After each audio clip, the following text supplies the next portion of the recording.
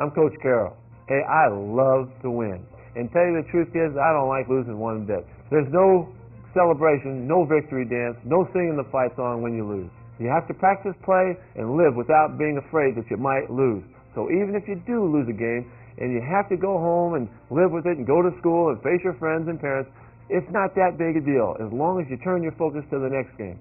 You want to learn from losing, the lessons are there, but you don't want to dwell on it. You want to focus on being the best you can be and thinking about getting ready to win that next time out. Hi, I'm Coach Carroll. Are you ready to hit the field with me? There's only one place to do it, here inside my online camp for kids.